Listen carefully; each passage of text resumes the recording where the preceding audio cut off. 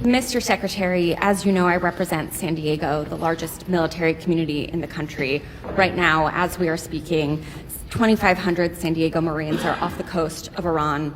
Many, many other San Diegans in uniform have gotten 48-hour deployment notices. So this war in Iran is not theoretical for me or for my constituents. It's deeply personal. As you also know, on Easter Sunday, President Trump threatened to destroy Iran's bridges and power plants, writing, quote, "Open the fucking strait, you crazy bastards, or you'll be living in hell. Just watch." And 2 days later, President Trump wrote, quote, "A whole civilization will die tonight, never to be brought back again. I don't want that to happen, but it probably will." My office's phones have been ringing off the hook. I've heard from so many military families concerned about the president's mental fitness and whether he's fit to serve as our commander-in-chief, given that he's sending their loved ones into harm's way. Our troops, who have shown incredible bravery and tactical proficiency, deserve to know that their leaders are focused and stable. So, Mr. Secretary, you are with the president a lot, and it pains me to even have to ask this about our president, but my constituents' lives are at stake. Do you believe that the president is mentally stable enough to be the commander-in-chief?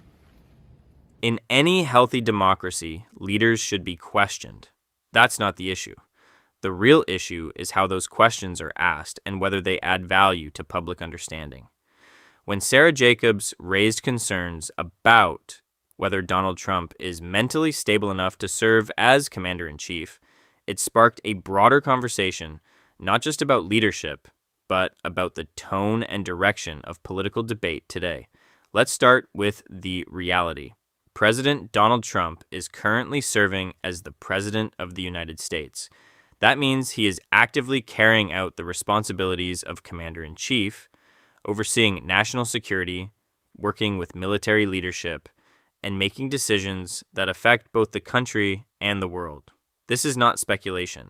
It is happening in real time.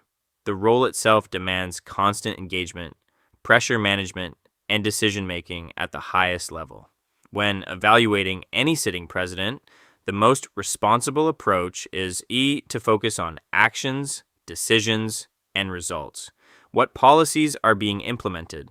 How is the administration responding to challenges? What impact are those decisions having on the economy, security, and everyday life? These are measurable factors that allow the public to make informed judgments. Raising questions about mental stability without presenting clear, objective evidence risks shifting the conversation away from those important issues. It can come across as more personal than substantive, and that doesn't help citizens understand what truly matters. Americans are looking for clarity, direction, and solutions, not distractions. There's also the matter of responsibility in public office.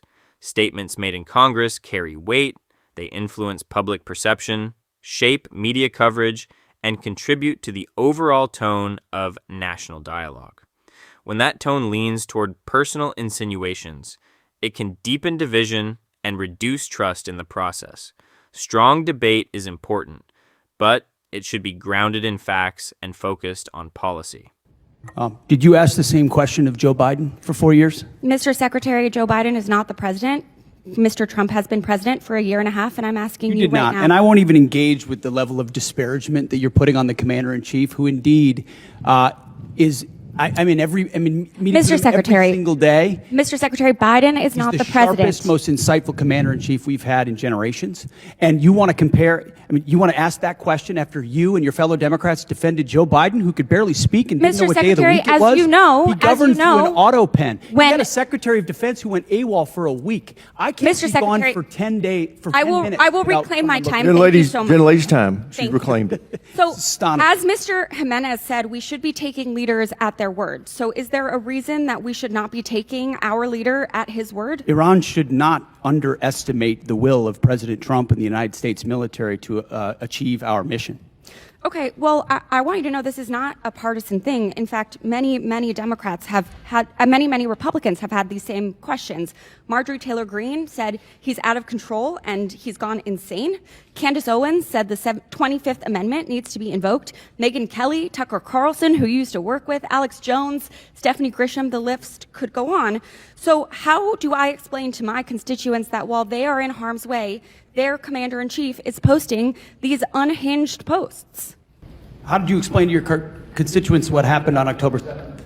Or what happened in Afghanistan? Or what happened with the debacle and the withdrawal in Afghanistan, where the troops were left? How did you explain that with Joe Biden's leadership? Mr. Secretary, how did you explain that to the Marines that didn't get medals? That we restored their medals because of that disastrous withdrawal in Afghanistan. Did you explain that to your constituents when Joe Biden was asleep at the wheel and he had an AWOL Secretary of Defense? How about this next post? How can I explain this next post to my constituents? I'm Jewish, so this doesn't really bother me, but my understanding is that this is quite offensive to many Christians. So how do you explain this post? I'm not here to explain posts. We have an incredible commander-in-chief who Mr. puts our troops Secretary. first. I'm here for a budget hearing about our troops. This is historic budget that's giving our us a troops. chance to defeat Mr. Secretary, our adversaries. Mr. President Trump Secretary, is doing that this in is my world-class time. fashion. This is Gentlelady about our has reclaimed her troops. time, Mr. Secretary. This is about our troops. This is about who is commanding our troops and if our troops can trust that they are being sent into harm's way under good strategy. The mental stability of our commander-in-chief is deeply important to our troops. It's deeply important to this country. It wasn't our important to you troops' during Joe lives at Biden. stake. I'll remind you that when there were concerns, Democrats came together, and he was not our nominee for president. So I encourage you to have the same courage that Democrats had. Mr. Secretary, you keep saying that he is the best commander-in-chief we've ever had, the best negotiator. Talk to the troops. 13 American troops have died. More than 380 have been wounded. The Strait of Hormuz, which was wide open, is now closed. Less than 90% of traffic through the strait is still not going despite the ceasefire. The Iranian regime is still in power. It still has nuclear material. The war is costing Americans billions of dollars. And Mr. Secretary, if you think that this is what winning looks like, then maybe we should be questioning your mental stability. Maybe you are the one responsible for this failure, and the president should think about replacing you. Mr. Chairman, I yield back. Understand what truly matters. Americans are looking for clarity, direction, and solutions, not distractions. There's also the matter of responsibility in public office. Statements made in Congress carry weight.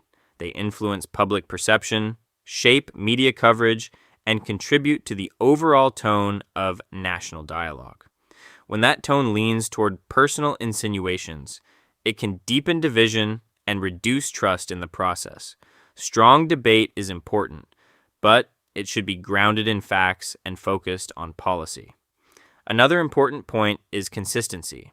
If questions about fitness for office are going to be part of political discussion, they should be applied fairly across the board. Selective focus can appear politically motivated rather than rooted in genuine concern, and that undermines credibility. The American people expect fairness and balance in how leaders are evaluated. It's also worth remembering that leadership is not theoretical. It's demonstrated through daily responsibility. The presidency is one of the most demanding roles in the world, and performance is constantly visible through decisions, communication, and outcomes. That visibility gives the public more than enough information to form their own opinions. At the end of the day, political conversation should aim to inform, not inflame.